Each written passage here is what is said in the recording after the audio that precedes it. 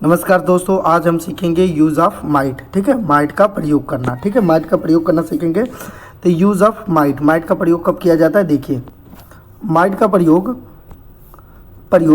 कम संभावना व्यक्त करने के लिए किया जाता है। कम संभावना यानी बहुत कम संभावना जब रहती है कहीं पे, तो वहाँ पे प्रयोग किया जाता है। ठीक है, अब देखिए इसको बनाएंगे कैसे? फार्मूला। जैसा कि मैंने आप लोगों को कई बार बता चुका है कि किसी भी चीज़ को बनाने के लिए फार्मूला होता है। ठीक है, अब देखिए आगे देखिए कैसा होता है बहुत कम संभावना वाली वाक्य। ठीक है, अब देखिए जैसे ये है वाक्य। ठीक है, अब ये वाक्य है, लिखा हुआ है कि बस आने की कम संभावना है, यानी बस आने की कम संभावना। राहुल के आने की कम संभावना, वह शायद ही पास होगी।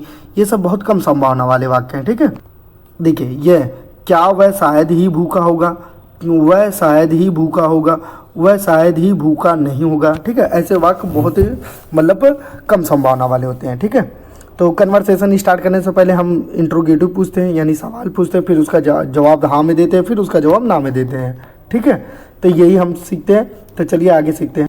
पहले कौन सा वाक्य बनाएंगे हम लोग? सवाल पूछने के लिए, यानी सवाल पूछने के लिए सबसे पहले क्या करना है? ये रहा फार्मूला हमारा, ये रहा सवाल पूछने वाला फार्मूला। तो सवाल पूछने वाले फार्मूला में सबसे पहले क्या लिखते हैं हम लोग? माइट। चलिए सबसे पहले हम माइट यानी सवाल पूछेंगे, क्या वह शायद ही भूखा होगा? ये सवाल है ये आपका। ठीक है, अब गा गी लगाए तो फ्यूचर टेंस नहीं है। ठीक है, तो पहले हम सवाल पूछेंगे, तो सबसे पहले क्या लिखेंगे? माइट। माइट लिख लिया। अब ध्यान से देखिए आगे, माइट के बाद हम क्या लिखते हैं? सब्जेक्ट, यानी काम करने वाला व्यक्ति, यानी ही। हो गया, आगे चलते हैं।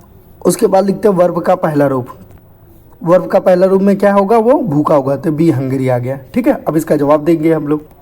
तो जवाब में हाँ में जवाब देने के लिए सबसे पहले सब्जेक्ट, तो तुरंत पहले आंख बंद करके पहले सब्जेक्ट लिखेंगे। ठीक है, देखिए पहले सब्जेक्ट लिखेंगे, ही लिख लिया हमने। उसके बाद तुरंत हम जो है क्या लिखेंगे? माइट। तो माइट लिखेंगे तुरंत, माइट, बिना सोचे समझे। देखिए माइट लिख दिया हमने। फिर तुरंत क्या लिखेंगे हम? वर्ब का पहला रूप। तो यहाँ पे देखिए हमने वर्ब का पहला रूप लिख दिया, बी हंगरी। ठीक है, बन गया सर अंग्रेजी में sentence, he might be Hungary. अब चलिए ना में जवाब देना सीखेंगे। ठीक है, ना में कैसे?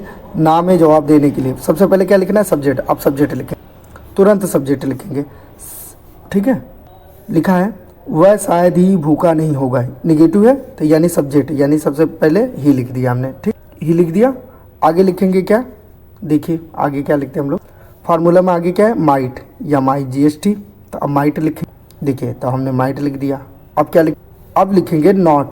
तो फिर अब नॉट जोड़, तो देखिए हमने यहाँ नॉट जोड़ दिया। ठीक, अब क्या होगा? वो भूखा होगा, तो वर्ब का पहला रूप तुरंत जोड़। देखिए वर्ब का पहला रूप जोड़ दिया ना, बी हंगरी। अब ये बन गया इंग्लिश में सेंटेंस। ठीक है, अब आगे चलते हैं क्वेश्चन। यहाँ देखिए बस आने की कम संभावना है, तो लिखा है बस। ठीक है, माइट कम, यानी आने वाला कौन है? बस सब्जेक्ट हो गया, माइट कम संभावना के लिए लग गया कम। ठीक है, बस।